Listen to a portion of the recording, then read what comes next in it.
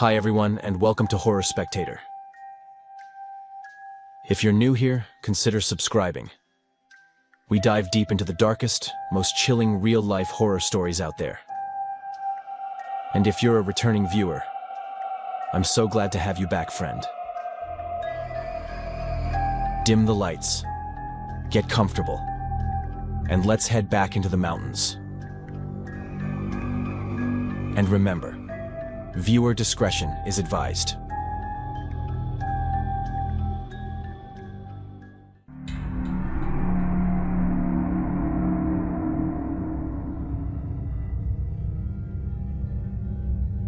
All of this happened about a year ago, and the only reason I'm telling it now is because that time of year is coming around again. The same kind of holiday, the same kind of place. And the truth is that we've never really been able to look at it the same way since. Because what happened there didn't just stay there. It followed us home in ways I didn't expect, especially with my youngest, who even now struggles to sleep alone, who asks for the lights to stay on, who wakes up in the middle of the night as if she's listening for something she doesn't want to hear again. I'm not telling you this to scare you for the sake of it. I'm telling you because I made a mistake, one that I think a lot of parents make without even realizing it.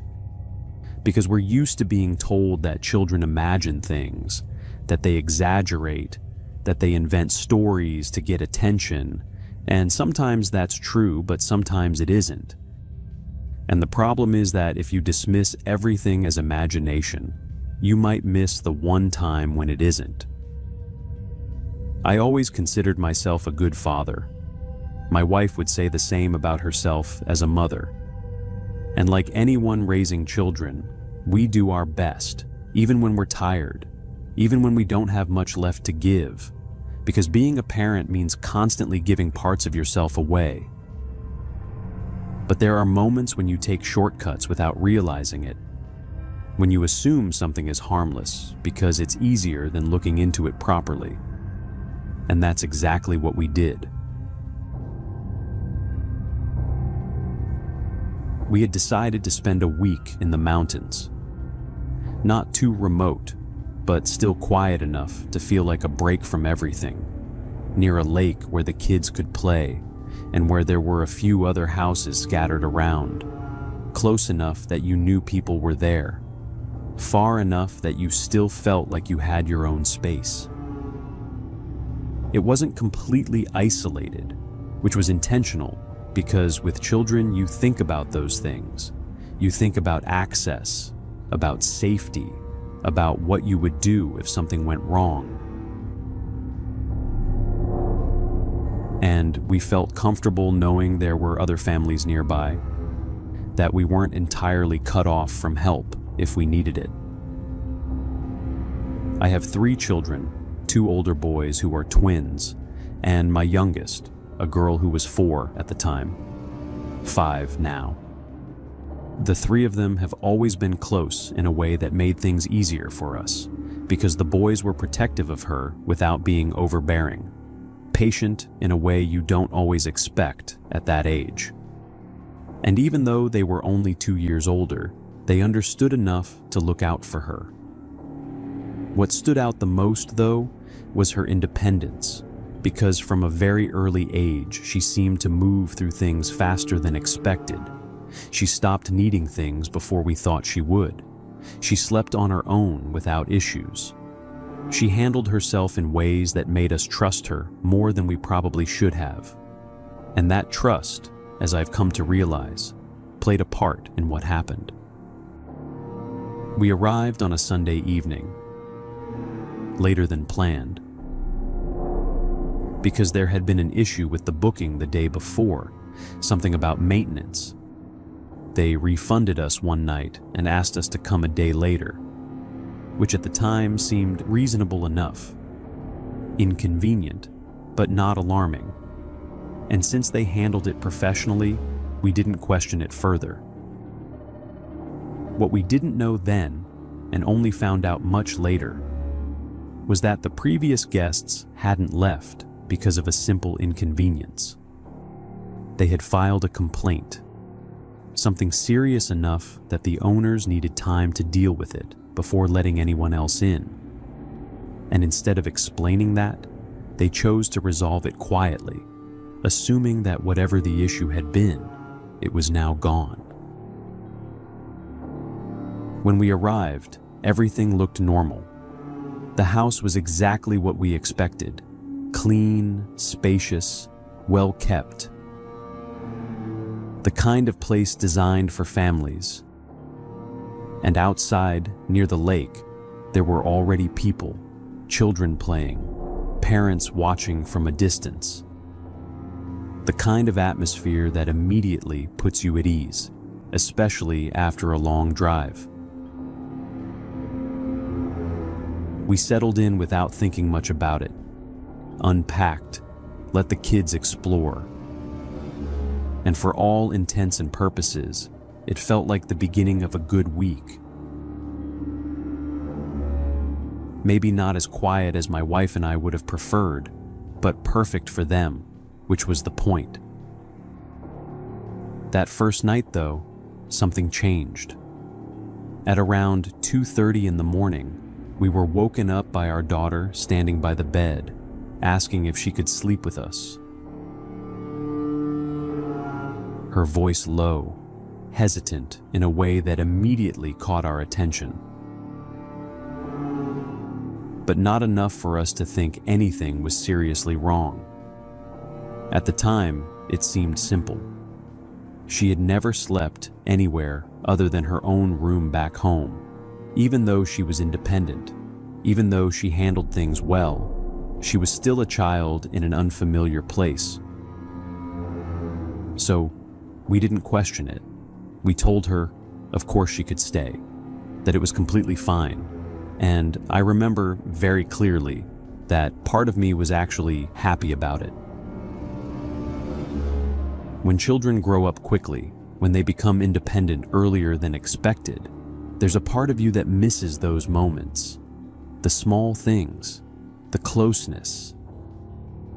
And having her there with us that night felt like getting a piece of that back. Something I didn't realize I had missed until it was there again. My wife felt the same. I could see it without us needing to say anything. That quiet understanding that even though she had grown so much, she was still little, still needed us, still wanted to be close sometimes. She did seem scared, though. Not in an exaggerated way, not crying or panicking, but there was something in the way she stayed close, in how quickly she settled once she was between us. Like she had been holding something in and only felt safe once she was no longer alone. Even so, we didn't think much of it. We told ourselves it was normal, that it made sense given the circumstances, and eventually we all fell back asleep.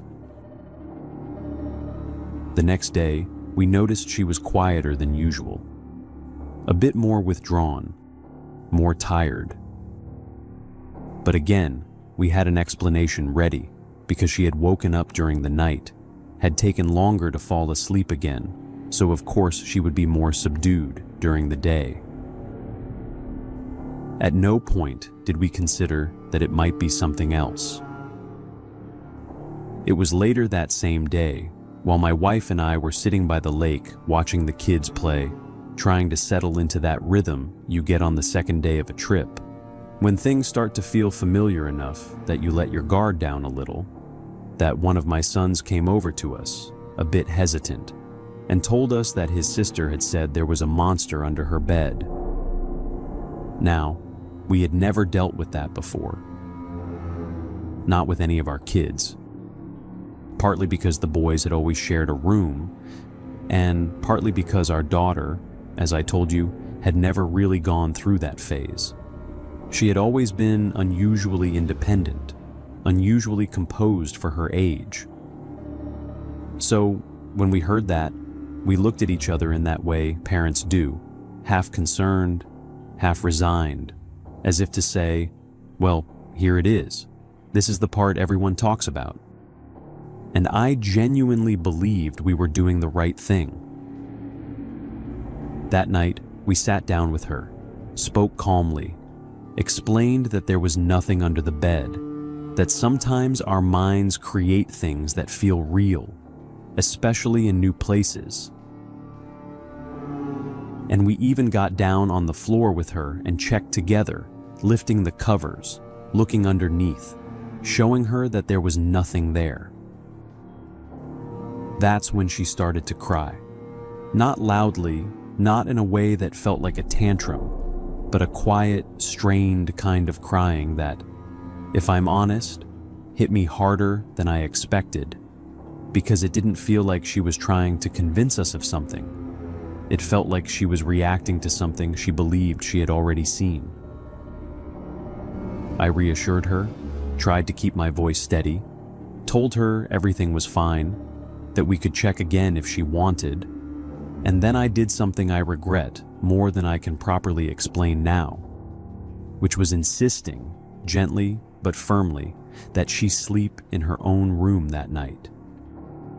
Because in my mind, I was helping her overcome a fear. I was giving her confidence. I was showing her that there was nothing to be afraid of. We stayed with her for a while, read her a story, kept things as normal as possible, then turned off the light and went back to our room. It was around 2 a.m, maybe a little after, when we woke up to the sound of her crying again. I called out to her immediately, before even turning on the light, already moving, already halfway out of the room, telling her I was coming. And I don't know if that was the right reaction or not, but it was instinct, the kind that doesn't wait for you to think. When I reached her room, the first thing I noticed was the cold. It shouldn't have been cold. And then I saw the window. It was half open. I remember standing there for a second, trying to process it, because the window had a latch, something you had to lift and adjust before you could open it. And although it was within her reach, I found it hard to believe she had managed to open it herself, especially in the middle of the night, especially in that state. Still, I asked her if she had opened the window. She didn't answer. She just kept crying, the same way as before. And it took a while, maybe 10, 15 minutes, before she was able to say anything at all. And when she did, she said again that there was a monster in her room. That's when something shifted for me.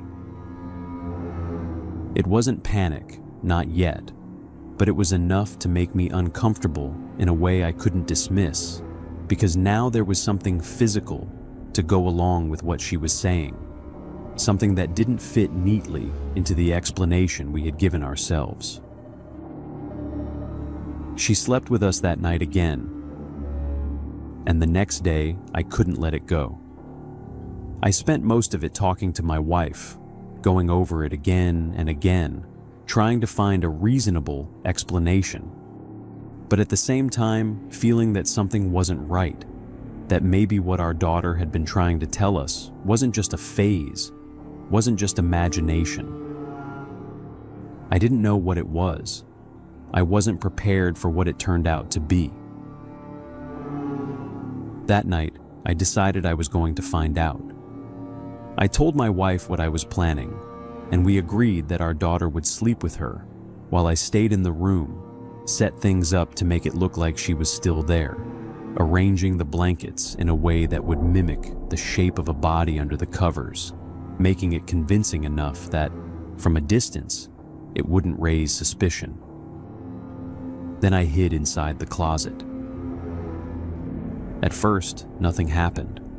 Time passed slowly. The kind of slow that makes you question your own judgment, makes you wonder if you're overreacting, if you've built something up in your head that isn't really there. And I could feel myself starting to lean in that direction, starting to believe that maybe it had been her. Maybe she had opened the window.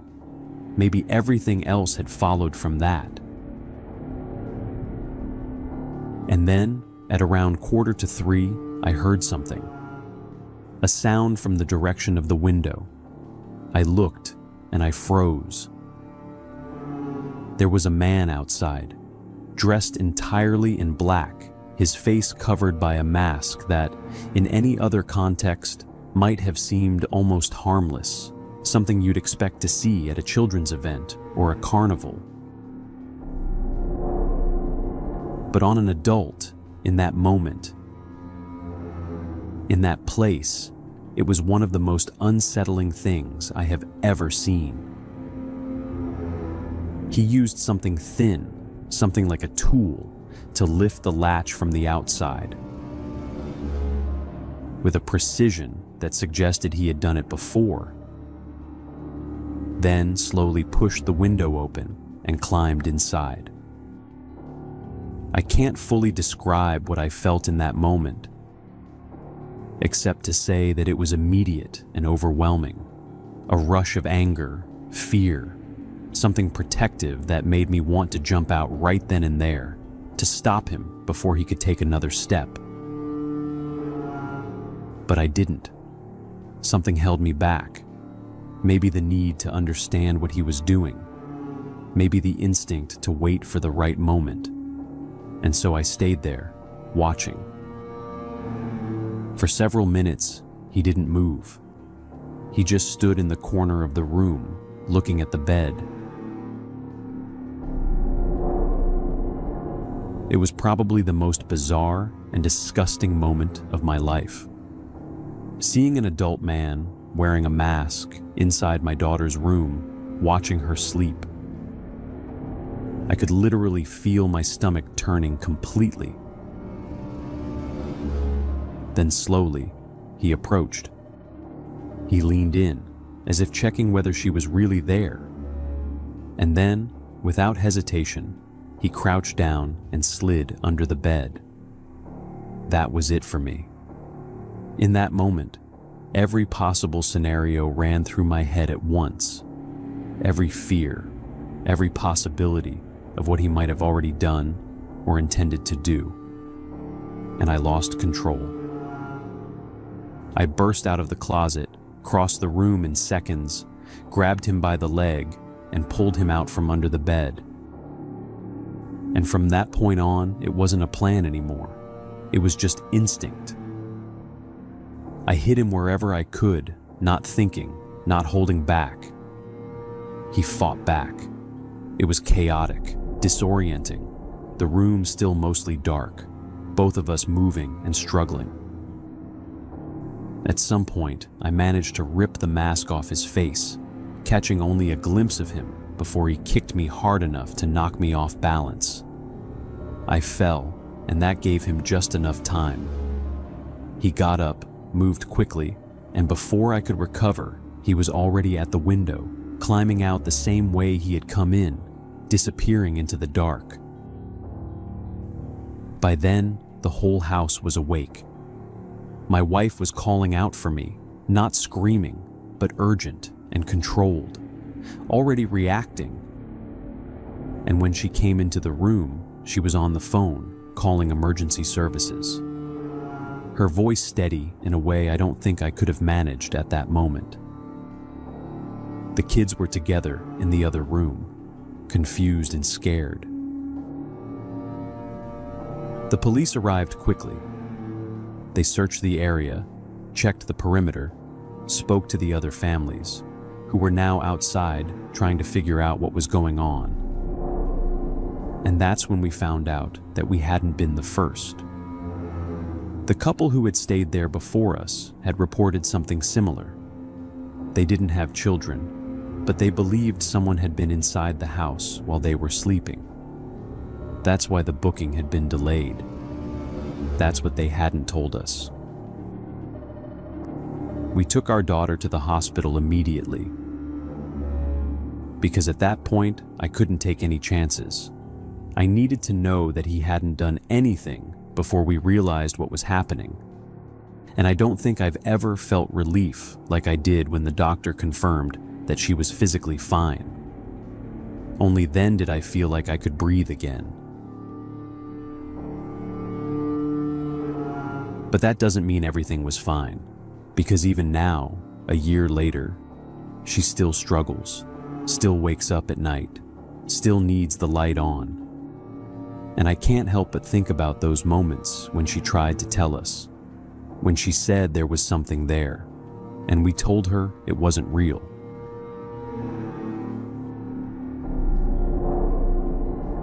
I don't know what that man wanted. I don't know how long he had been coming in and out of that house. But I do know that if I had waited one more night, if I had dismissed it again, I don't know what I would have walked into.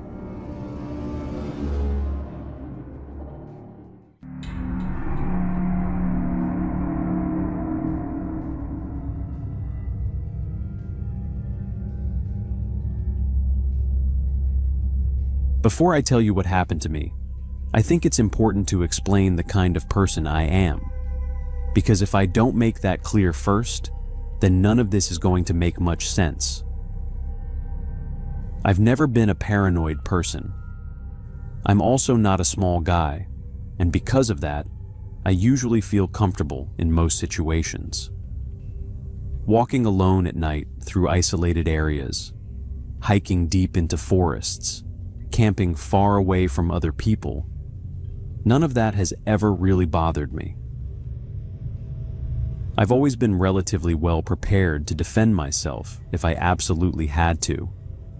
At the same time, though, I'm not stupid, and I don't go looking for confrontations.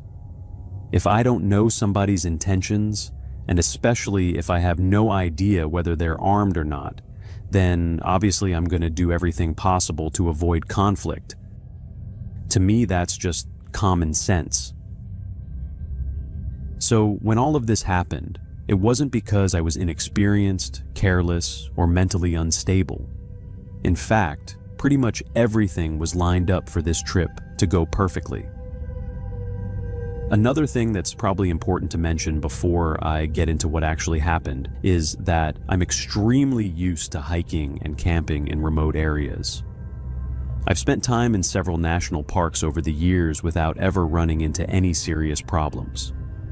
Sure, every now and then you come across weird people out there, and occasionally you meet someone who gives you the feeling that they probably don't have the best intentions, but never anything that genuinely made me question reality itself.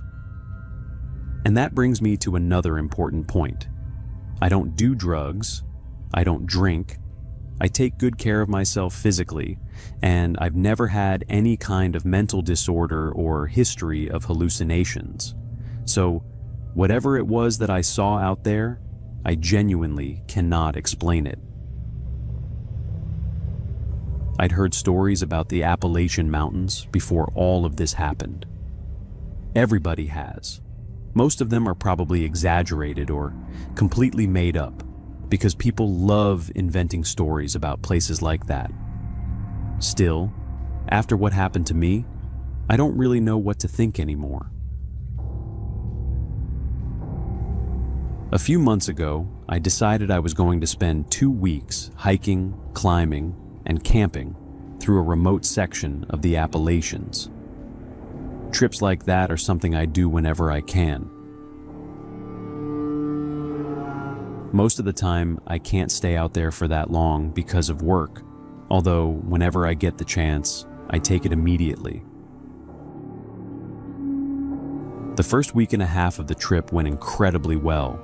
I met other hikers and climbers along the way, most of them friendly people who were always willing to exchange advice, share resources if necessary, or simply stop for a quick conversation before continuing down the trail. In isolated areas like that, people tend to look out for each other, because everyone understands that problems can happen very quickly once you're far enough away from civilization. By the end of the second week, though, I had moved into a much more remote area, well beyond the main trails and far away from where most hikers usually stayed. That wasn't unusual for me. Like I said, I'd done this kind of thing many times before, and I felt completely capable of handling myself out there. I knew how to navigate, how to stay supplied, and how to avoid putting myself into dangerous situations whenever possible. Still, even with all that confidence, I've always believed there's a difference between being prepared and being reckless. At that point, I'd probably been off the main trail for around 5 hours when I started looking for a place to set up camp for the night. In areas that isolated, you have to be careful about where you stop. You want decent visibility, access to water, and terrain that won't become a disaster if the weather changes overnight. And eventually, I found what looked like the perfect spot. There was a large rock formation behind a relatively flat clearing, and a small creek running just ahead of it. The ground was dry enough for a tent. There was natural cover from the wind, and overall, it felt like exactly the kind of place experienced hikers hoped to come across late in the day. The problem was that I couldn't have been there more than 10 minutes before I noticed someone watching me. Off in the distance, partially hidden behind a cluster of trees, there was a man standing completely still. Even now, I can picture him clearly. He was dressed in black on the upper half of his body, while the lower half looked like jeans, although he was far enough away that I couldn't make out every detail properly. What I could see without any doubt was the brim of his cap pointed directly toward me. I couldn't see his face, but I knew he was staring at me. At first, I wasn't immediately alarmed.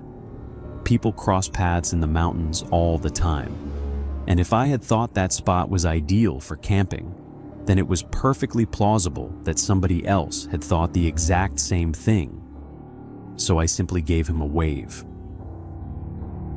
But the second I did, he pulled himself back behind the trees. Not casually, he hid. That was the first moment where something started feeling wrong.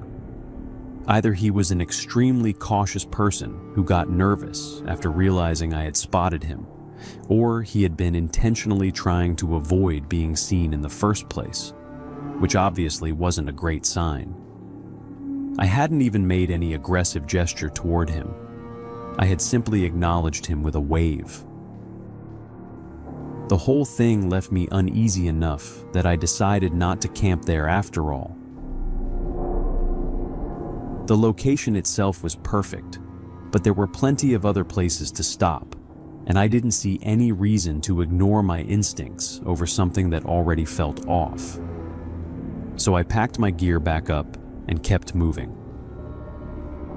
I walked for roughly another hour before finally finding another area that felt isolated enough for me to settle down again.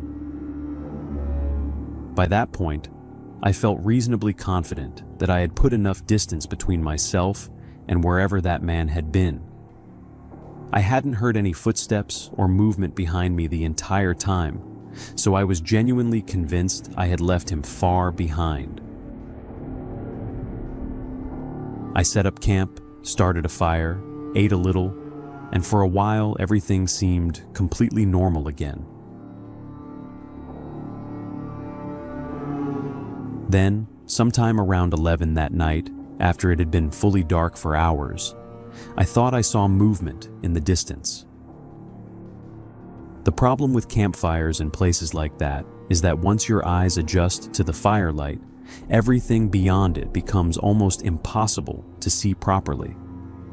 The darkness outside the reach of the flames feels absolute, and your vision naturally locks onto the illuminated area directly in front of you, while everything else turns into shifting shadows.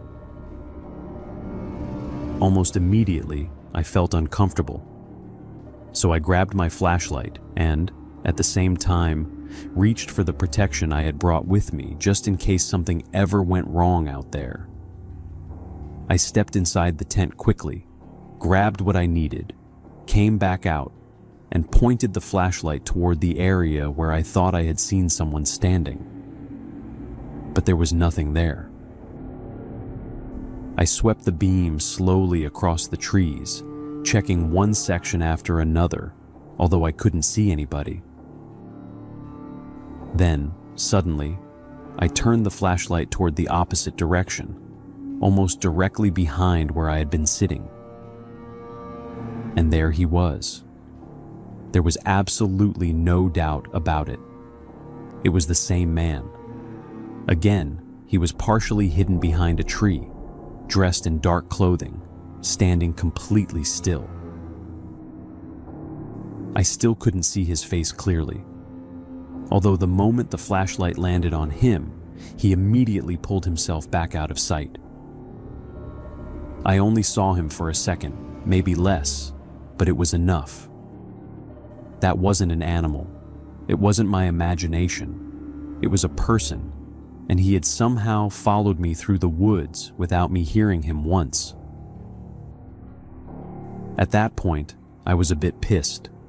He had been following me for hours, and now he was standing around my campsite in the middle of the night without saying a word. So immediately I shouted that I was armed, and that I wouldn't hesitate to defend myself if I had to. The truth is, the idea of actually hitting another human being is insane to me, and obviously I never wanted things to reach that point, but I needed him to believe I was serious enough that approaching me would be a bad idea. At the same time though, I've spent enough time in those mountains to know there are people living out there under extremely difficult conditions. Some of them have no family support, some are mentally unwell, and some are simply trying to survive however they can. Because of that, I also shouted that if he needed food or supplies, I was willing to leave some for him. I made sure to say it loudly and clearly enough that he would understand. But he never answered. He didn't move, he didn't speak, and he didn't react in any way at all. That was the second major red flag. I've encountered strange people in remote areas before, and usually once they realize you're armed but not hostile, they either ask for help directly or quietly take whatever food you offer and disappear. That's normally how these situations go. But this was different. Either he was unbelievably shy, or something about the situation was deeply wrong. So, obviously I wasn't about to crawl into my tent and go to sleep after that. I had no idea what this person wanted, whether he was armed, or whether there were other people with him somewhere in the woods. That's a genuinely dangerous situation to be in when you're isolated, miles away from anybody else. So I stayed awake the entire night. The moment morning light came, I packed everything quickly and started moving again. By then, I had already decided I was done exploring remote sections of the mountain and that I was heading back toward the trails. There was no point staying out there anymore. For the next several hours, I kept hiking steadily toward the trail system, and eventually I started feeling calmer once I realized I was getting close again. But then, just as I was nearing one of the trails, I heard something moving off to my right. I looked over immediately, and this time I saw him clearly. And this is the part I genuinely cannot explain. One thing is having somebody follow you through remote trails. As unsettling as it is, that unfortunately does happen sometimes. There are strange people everywhere, including out in the mountains. But what I saw standing there was something completely different. The figure was partially hidden between the trees again, although close enough now that I should have been able to make out his face properly. Except, he didn't seem to have one. I know how insane that sounds, And believe me, I've replayed that moment in my head more times than I can count, trying to come up with some logical explanation for it. I saw a white man standing there, or at least what looked like a white man, but there were no visible eyes, no nose, no mouth. His face looked completely blank. Even now, I don't know whether what I saw was some kind of mask, whether the lighting and distance somehow distorted my vision, or whether this was a person with some kind of severe condition that I simply couldn't understand in that moment. Maybe it was somebody genuinely in need of help. Maybe it was somebody intentionally covering their face in a way I had never seen before. I honestly don't know. All I know is that the second I saw him clearly, I felt a level of fear I had never experienced before in my life. Like I said before, I'm not someone who scares easily. I've had dangerous encounters before. I've run into aggressive people while hiking. I've been caught in storms, gotten lost temporarily, dealt with wildlife, all kinds of situations that would probably terrify most people. But this was different. The shock of seeing that thing standing there without a face hit me so hard that my body just reacted. And I started running. I turned and sprinted through the woods as fast as I could without even thinking about it. I didn't stop to look behind me. I didn't stop to catch my breath. And I genuinely don't think I slowed down once until I reached one of the main trails again. At that point, the only thing in my mind was getting back to an area where other people might be nearby. I kept moving until I finally reached a ranger station further down the trail system. Once I got there, I reported everything. I explained that there was either somebody out there who potentially needed serious medical or psychological help, or somebody intentionally hiding their identity and stalking people off trail. I made it very clear that I honestly didn't know which one it was. After I finished explaining the situation, one of them looked at the other for a couple of seconds. According to them, there had been multiple stories from hikers claiming that a faceless man was wandering around isolated off-trail areas of the mountains, usually watching people from a distance before disappearing back into the woods. Apparently, nothing directly violent had ever happened. The man never attacked anyone, never approached close enough to physically threaten somebody, and never spoke. He would simply appear at a distance, watch people silently, and then vanish whenever someone tried to get closer or identify him properly. The rangers told me the situation had already been reported to local authorities, although from what they understood, nobody had been able to figure out who the person was or what exactly was happening. Every description was almost identical, yet nobody had ever managed to get close enough to confirm whether it was a mask, some kind of deformity, or something else entirely. And honestly, that's it. That's what happened to me. I keep trying to come up with rational explanations because that's naturally where my mind goes first.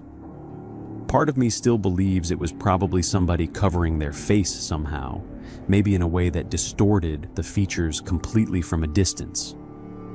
I don't know.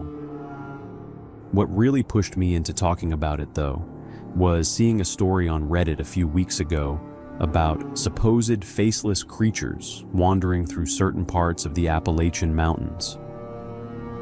I didn't believe any of it. Honestly, I still don't. I'm an extremely skeptical person when it comes to stories like that. And I'm not suddenly claiming I encountered something supernatural. At the end of the day, everybody is going to decide for themselves what they think happened. And I only know what I saw. Whatever that thing was standing in those woods, It was one of the most terrifying experiences of my life. I genuinely hope nobody else ever runs into it.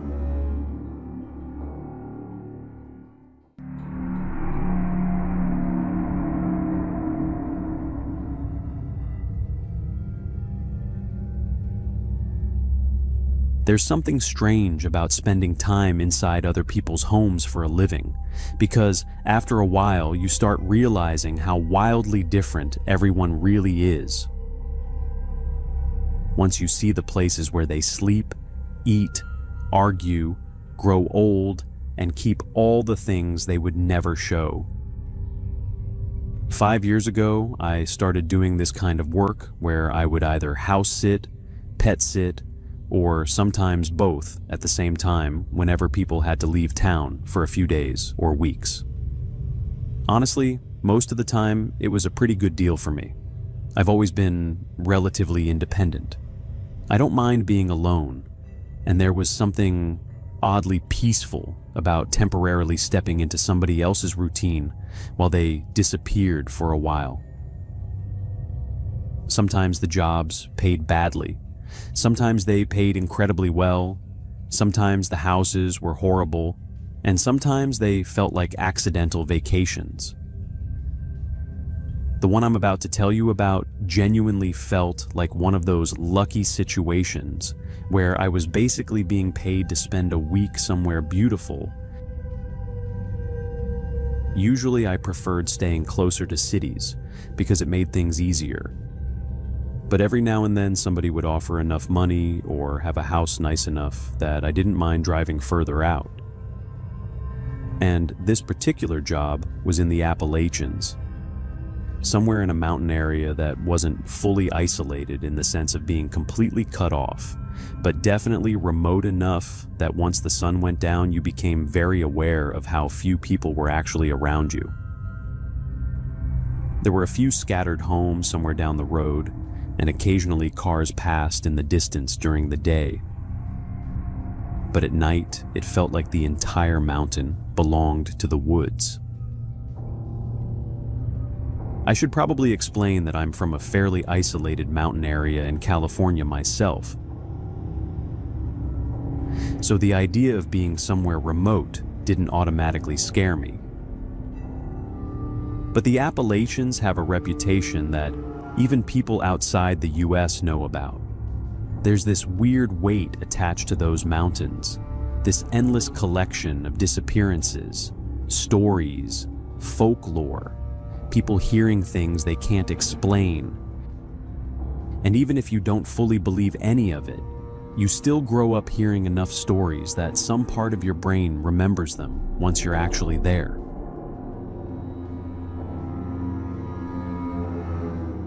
Still, I was excited. The owner and I had a video call before I accepted the job, which was pretty normal for me because I liked seeing the house beforehand and understanding what the work would actually involve. And honestly, we got along immediately. You know when somebody has that energy where within 10 minutes, it already feels like you've known them for years, where conversation flows naturally and there's never that awkward phase of trying to figure each other out. That was basically what it felt like talking to him. He was around my age, funny without trying too hard, and he showed me around the property while explaining everything I needed to know about taking care of his dog, Lonnie, who was this older sweetheart of a dog that already looked adorable even through a phone screen. The only thing that felt strange during that call was how serious he became when he talked about nighttime. He told me very clearly that once it got dark, I needed to stay inside the house, no matter what I heard outside. At first, I genuinely thought he was exaggerating or joking in that slightly theatrical way people from isolated areas sometimes do when they talk about local stories. But he kept insisting in a way that eventually made it difficult to laugh off completely. He explained that strange things happened around the property after dark and that previous people who stayed there had either refused to come back or left early because they couldn't handle it, which was apparently why he had struggled to find someone willing to help him this time. The reason he needed help so urgently was because his grandmother was dying and he needed to travel to see her before it was too late.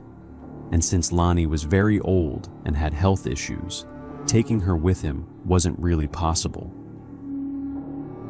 I remember him looking genuinely exhausted while explaining all this, and because we had gotten along so well, because he seemed sincere, and because I honestly felt bad for him, I agreed to do it. He told me that as long as I stayed inside at night, nothing would happen. That was the phrase he kept coming back to. As long as I stayed inside. When I finally arrived at the property, he barely stayed 5 minutes after handing me the keys because he was already running late to leave. But before he drove off, he repeated the same instructions again. Every shutter in the house needed to be closed before dark. The doors stayed locked, and regardless of whatever sounds I heard outside, I absolutely could not go out there or interact with anything. He also explained that the upstairs bedroom was insulated better than the rest of the house, and that Lonnie usually stayed there at night because she became extremely anxious after sunset. The house itself was actually beautiful in this rough, handmade kind of way. He had mentioned during the call that parts of it had been built by him and his father, and you could tell immediately that they knew what they were doing, because despite feeling rustic, everything was incredibly solid and well designed. It was technically off-grid in some ways, but still had all the comforts of a modern home. And honestly, during those first few hours, I was mostly just impressed by how peaceful everything felt. Lonnie was even sweeter in person than I expected. I've always loved dogs, especially older ones, because there's something very human about them once they reach that age. And she spent most of the afternoon slowly following me around while I unpacked my things and got comfortable in the house. But once evening started creeping over the mountains, her behavior changed. Not suddenly, but enough that I noticed it immediately.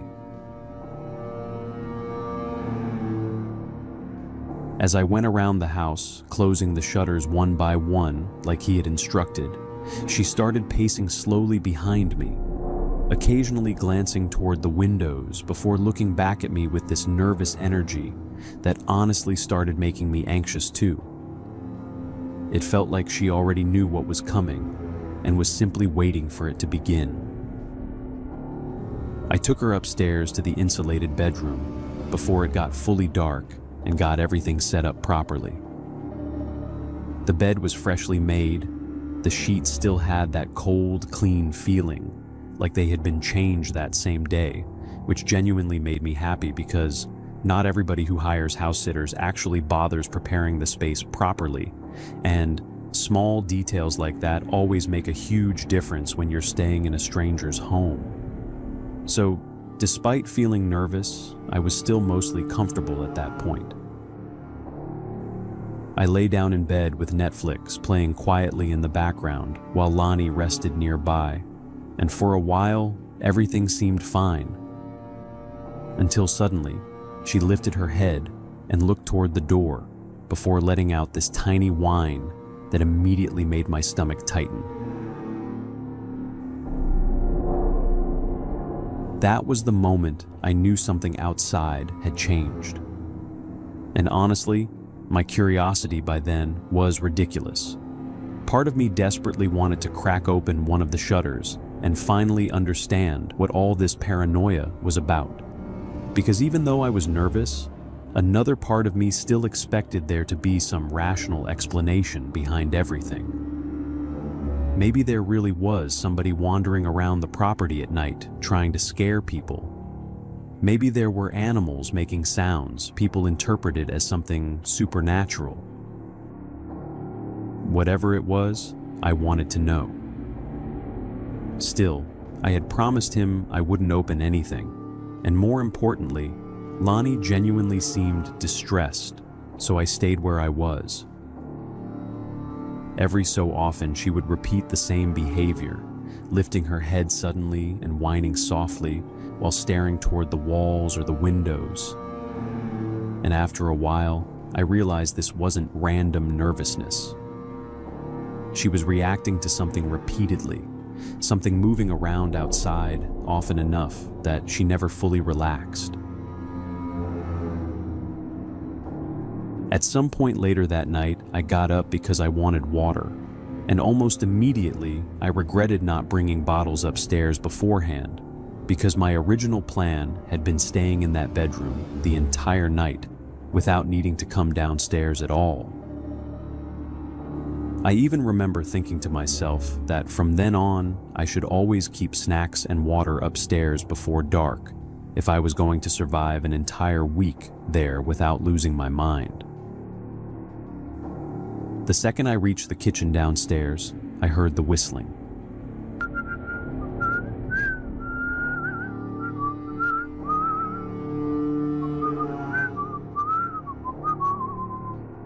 Very faint at first, almost blending into the silence outside, but unmistakably human. And I swear to you, hearing somebody whistle outside in the middle of nowhere at night does something primal to your body. Every hair on my arms and legs stood up immediately, and this cold, tingling feeling spread across the back of my neck so fast it almost hurt. Like my entire nervous system had recognized danger before my brain fully caught up. And suddenly the situation felt different. Up until then, I think part of me imagined something vague and folkloric, something easier to dismiss psychologically. But a whistle is human. A whistle means somebody is physically outside your house in the middle of the night while you're alone in the mountains. That terrified me in a very real way.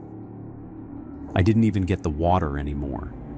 I just turned around and went straight back upstairs while trying to convince myself that maybe it was somebody far away on the road, or maybe I had imagined how close it sounded. But deep down, I knew it had come from near the house.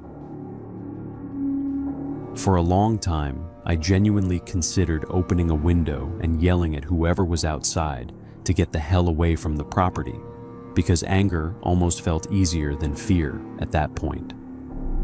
But every time I thought about touching those shutters again, I remembered the promise I had made and the way Lonnie was behaving. So I stayed quiet. Eventually the night passed, but I didn't sleep at all.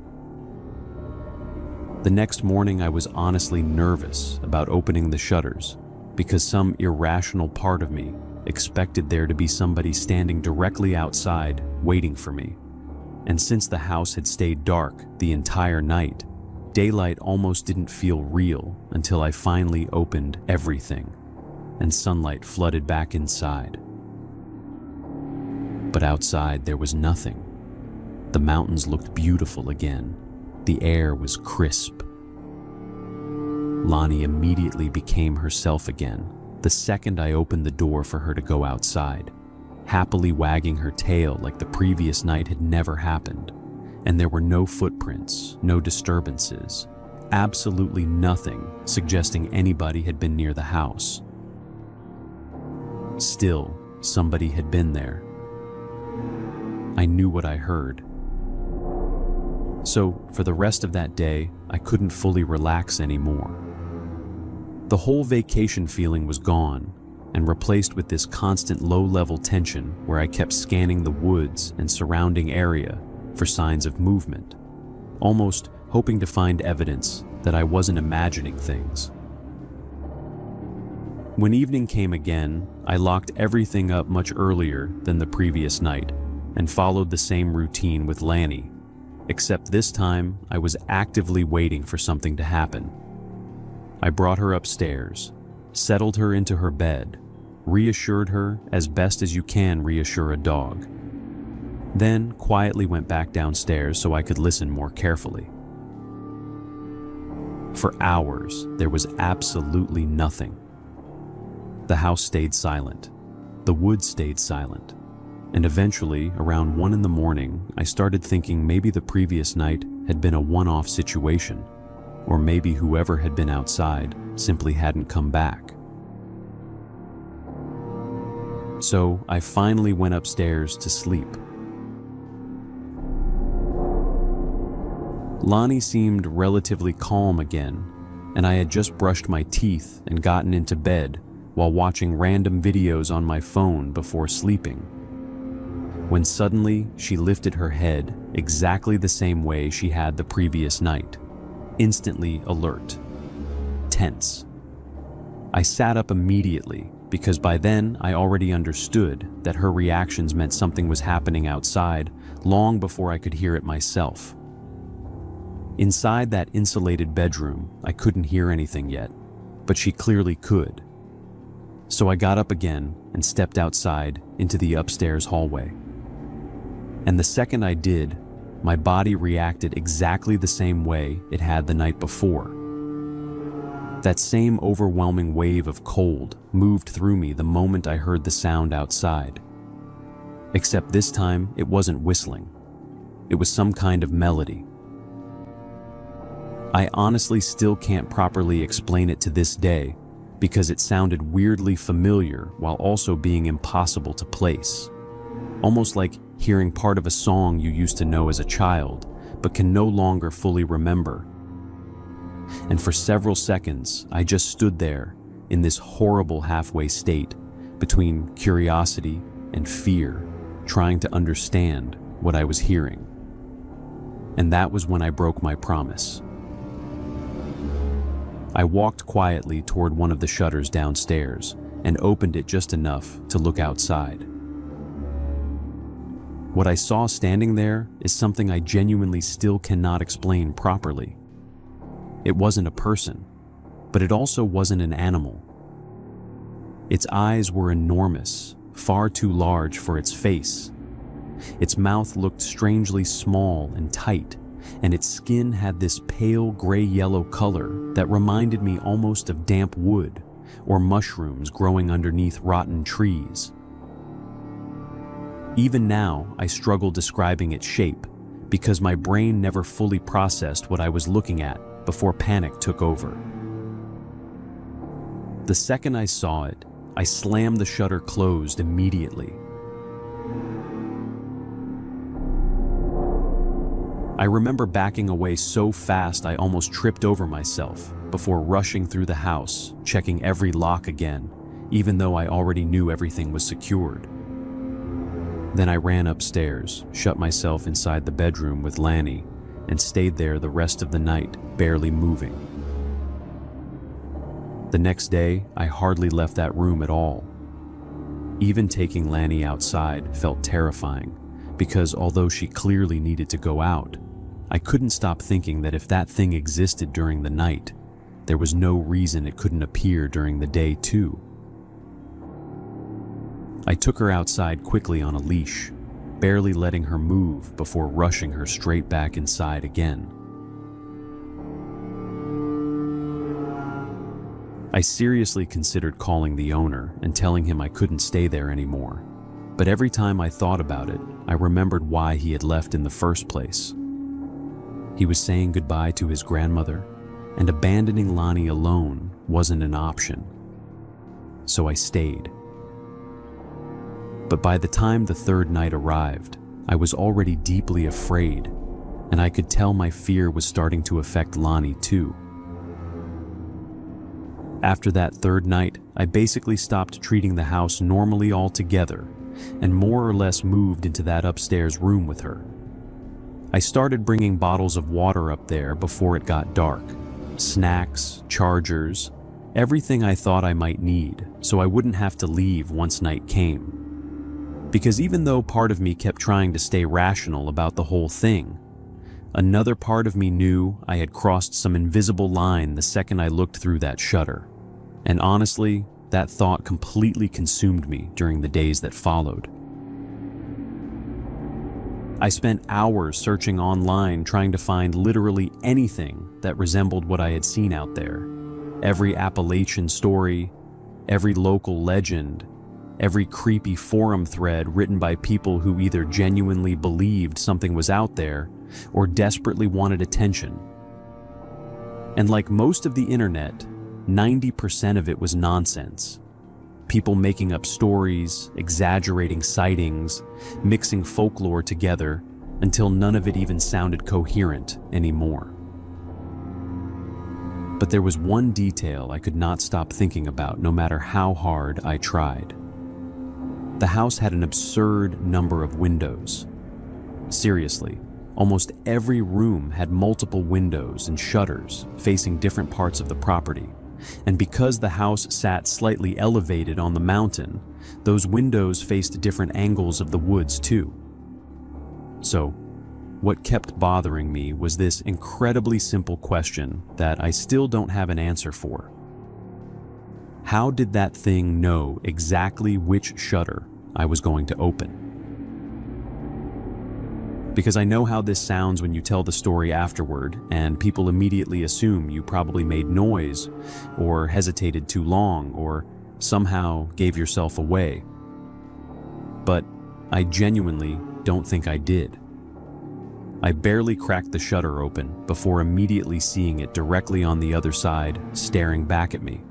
Close enough that if the window hadn't been there, we would have almost been face to face. That image stayed with me constantly, and the whistling bothered me just as much. Because the strange thing is that it never sounded supernatural in the way horror movies try to make things sound supernatural. It didn't sound distorted or monstrous or unnatural. It sounded exactly like a person whistling somewhere outside at night, specifically like a man casually walking around while absent-mindedly carrying a melody under his breath. And honestly, I think that made it worse, because if it had sounded obviously inhuman, maybe my brain could have categorized it more easily. But instead, it sat in this horrible middle ground, where everything about it felt wrong without sounding impossible. It was always the context that made it even more terrifying. The isolation and the nighttime. The way the melody dragged slightly in certain parts, like whoever was making it almost understood how human whistling worked without fully getting the rhythm right. When the owner finally came back at the end of the week, I told him everything almost immediately. I explained what I had heard, what I had seen, and eventually admitted that I had broken my promise and opened one of the shutters. I honestly felt guilty about it because that had been the one thing he kept insisting I should never do. But surprisingly, he didn't get angry at all. If anything, he almost looked unsurprised. Not relieved exactly, but definitely not shocked. He actually laughed a little at one point, not because he thought it was funny, but more in the exhausted way people laugh when something has become so absurdly normal to them that they no longer know how else to react to it. He told me that as far as he knew, whatever was outside had been happening there for years. He had reported it multiple times, had called local authorities more than once, and at one point there had even been a patrol car parked outside the property for 2 nights because he kept insisting somebody was coming onto his land after dark. But according to him, the second night the officers heard the whistling themselves, stayed in the car for a while, then eventually left and never returned. Officially, they claimed there was nothing there. Unofficially, he was convinced they had seen something and simply decided they wanted nothing to do with it. He told me he had written about it online before too, mostly on forums or social media where people discuss Appalachian folklore and unexplained encounters. Apparently, everybody always had theories, but nobody ever had actual answers. Some people thought it was some kind of animal disease causing deformed creatures in the woods. Some people leaned fully into supernatural explanations. Some people insisted isolation and darkness make human beings hallucinate patterns and things that aren't really there. He told me that over time he had at least learned one thing for certain, which was that whatever it was only ever appeared at night. During the day, the property always felt completely normal, although he admitted that during his first few weeks living there, he had behaved exactly like I did afterward, barely leaving the house, because once you've seen something standing outside your window at 2 in the morning, your brain doesn't easily accept that daylight suddenly makes everything safe again. And honestly, the thing that convinced me there was genuine danger more than anything else was still Laney. Dogs know when something feels wrong. Maybe not in some magical or supernatural sense people online like to romanticize. But animals understand threat instinctively in ways humans often ignore. And every single night that thing appeared outside, Lonnie reacted before I ever heard a sound myself. So that's really all there is to the story. We still talk fairly often, actually, and every now and then he'll message me saying it's still happening, still hearing the whistling outside after dark.